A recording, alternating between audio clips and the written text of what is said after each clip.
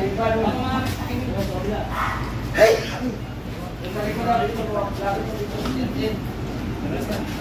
sir. Makinig kang mabuti ha. Meron tayong exam pagkatapos. Okay. Kumusta na yung pasyente natin? Game.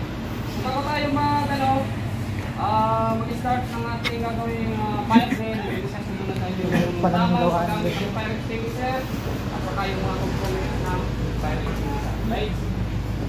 Okay. Okay, good yan. Okay, so yung ating fire extinguisher, meron tayong ating LPS. Ang naman ito is dry chemical. So ang ano niya, ang naman ng ating fire extinguisher is mulo, ammonium, tapos meat. Yung naman ito, yung ating fire extinguisher. Okay? So ano bang component ng ating fire extinguisher na ginagamit sa nakalilitan? Okay, ito yung ano niya, handle. May basag na agad? Hindi ka ba? Nandito yung hose. Basag eh. Okay, ito yung hose natin. Ito yung gasket. Okay, ito yung tangke ng fire extinguisher natin. Ang paghawak ng ating fire extinguisher dapat nandito sa dulo. Dulo lang. Higpit dapat yung paghawak. Pag dito, sasakot kasi. Oo, dapat higpit. Kasi pag dito, pag bigyan mo dito sa trigger nito, pwedeng iwas-iwas din. Kasi siyempre isa. So dito ang hawak sa dulo bago pigain yung ating fire extinguisher. Okay. So yung ating fire extinguisher, mayroon siyang EPC. Ibig sabihin ng EPC, yung dry chemical niya, yung isang pampatay saan.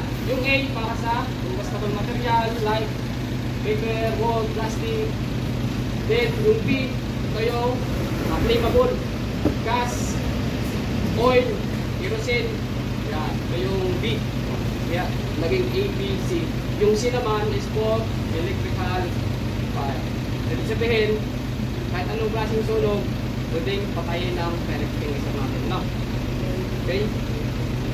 So, paano ba natin i-check yung fire extinguisher? Yung fire extinguisher, paano ang pag-check nito? Kung masipag ka mag-check ng fire extinguisher, hindi mo gawin bibili. Pero, ang fire extinguisher, ini-check ito monthly. So, kung makikita natin dito sa likod niyan, may record dito. At palagay dyan yung month. So, makikita nyo meron ako dito. Ini-check natin ito monthly kung good pa yung ating fire extinguisher. Then after that, pag kinig nyo yung fire extinguisher, hawakan nyo. Tapos iangat. Para malaman natin kung may laman ka. Titignan nyo yung loob kung okay pa yung laman ito. Iangat pa sa kabaliktad, dandahan. So malalaman nyo yung loob nito. Parang buhangin yung loob niya. Powder. Ganun siya. Ibig sabihin, pag inangat mo ito, fire extinguisher, tapos buo siya, lumalagotok sa loob pa. Ibig sabihin, kung laman ito, nakimigal sa loob, hindi mo na pwedeng gamitin kasi muna, hindi na ito lalabas. No? Then, isa pa sa tatandaan nyo, yung ating fire extinguisher, meron siyang gates. No? Ito yung gates natin. Kasama siya sa component ng fire extinguisher. No? Yung gates niya. Ito yung pin, ito yung handle niya, ito yung hose, nozzle. So dito sa ano niya, gates niya, ito yung nakalagay dyan. Nilagyan ko ng malaki. So pag bago yung fire extinguisher natin, ano ba, bagong refill siya. So makikita nyo, dapat nandito yung araw niya. Yung araw niya dito maliit lang, hindi naman na papansin. No?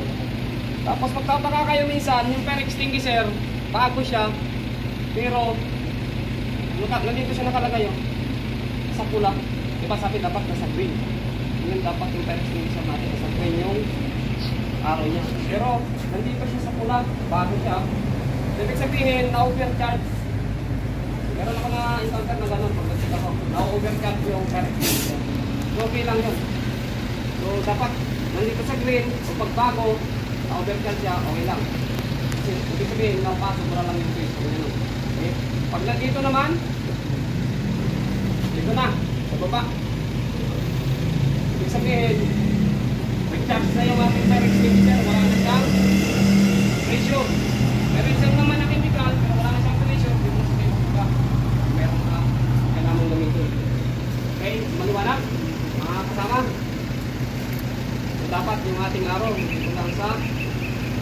green. Ayan.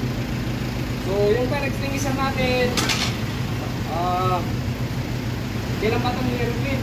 Meron naman nakalagay dito kung kailan. Actually, yung laman nito, walang fire extinguisher, nasa iskandar. Yung laman ng fire extinguisher. Ilalagay lang siya ng nire-refill lang siya yung yearly para ma-maintain yung laman nito sa loob. No? Kaya kailangan siya i-refill yearly yung ating fire extinguisher. Okay? So, proceed tayo. Paggamit ng fire extinguisher, makita natin yung components ng fire extinguisher. So, mayroong sunog na nangyari, paano naman natin ito? Gagamitin.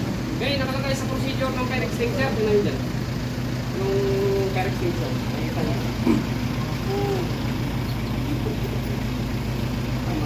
Yan.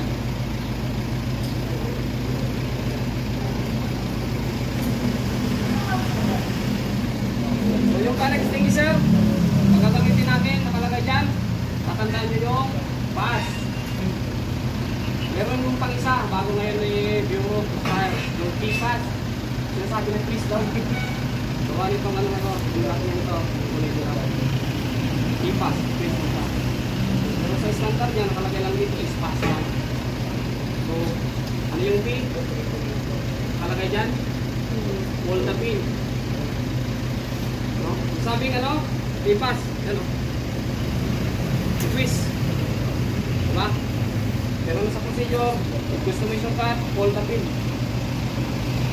Hold mo yung pin para mapiga mo yung ano niya, liver niya.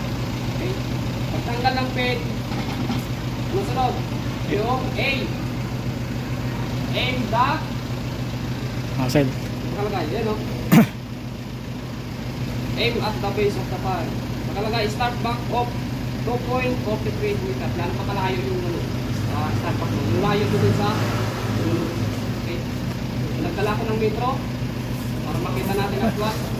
2.43. Nakalagay dito. Okay. Nakikita nyo to, 2.43. Nakalagay doon, start back at 2.43 meters. So, ibig sabihin, kung yan ko lang po, yan yung start. Pagkalitin natin, 1, 2, 3, 4, 5.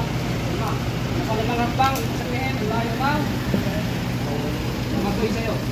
Orlog, papatayin mo apoy. Para mo yung fire extinguisher. Okay? So, aim at the base of the fire. Pangalawa, yung aim. Okay? Hold the pin.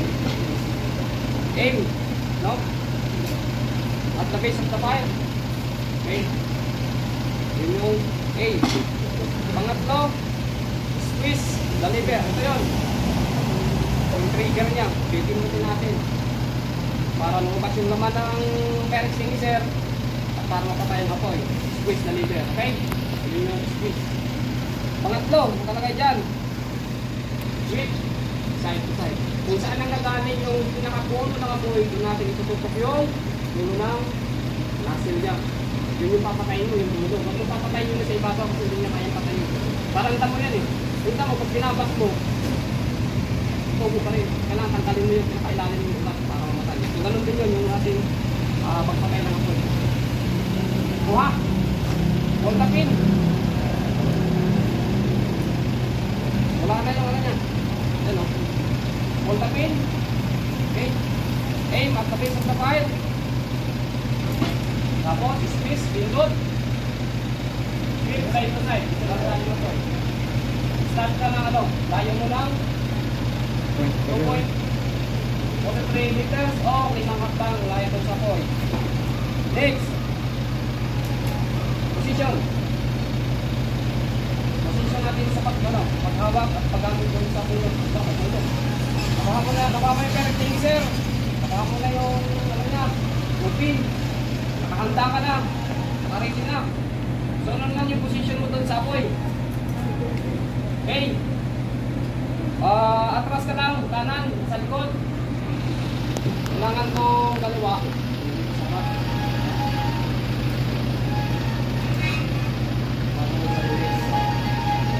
Pagkalimiti ka, di kanan. Pagkalimiti ka. Okay. Isa natin. Left foot forward. Atras yung kanan. Nakatras tayo ng 2.43 meters. Kinig mo mabuti. Nakapulong mo kaya. Okay. Ready na yung fire extinguisher mo. Yan tayo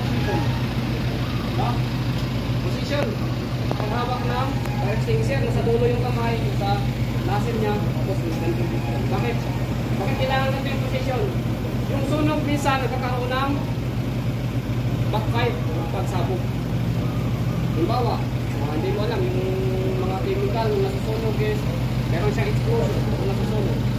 Kaya dinagdag ko yung position niya kasi in case na magkaroon ng backfire yung sunog na pinapatay mo, meron kagad immediate action kung anong gagawin mo.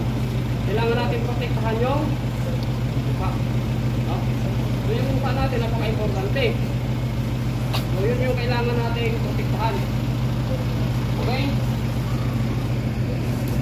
Naka-alip forward, position. Andyan yung sunog, biglang sumabog. Nagkaroon ng pagsabog. Boom! So ibig sabihin, mabilis kang makaka-response. So yung ulo mo, kikis mo yung ulo mo para maiwasan yung pagka-damage ng yung mukha. Okay? Kapag-importante yan, yung position mo. Okay? Ano? Natindahan ba? Malina po ang ating discussion regarding sa paggamit ng position lang, twist, pero pagsabog kung wala naman continue. Isa pa, lagi nyo tatandaan yung saan ka nang gagaling yung hangin. Diba yung hangin yung sa malakas? Pakiramdaman nyo yung hangin kung saan siya tumatakbo. Kung yung hangin pasalubong sa'yo, huwag kang magtatanggit ng fire extinguisher, hindi mo na gagigil lang na pagsalubong sa'yo yung hangin. Pag sinudan mo yung fire extinguisher, tapos pasalubong sa'yo yung hangin, lahat ng ito po kanyang chemical, pakiramdam yung hangin, pasalubong sa'yo, ikot ka sa kapilang sa'yo. Pagpilisan lang yan, kasi ikot yung matatalak yung pilis kailangan yung pilis doon, pagpatay na ako. Okay, lao? Oo. Oh, next, volunteer, sino yung gusto? Ako.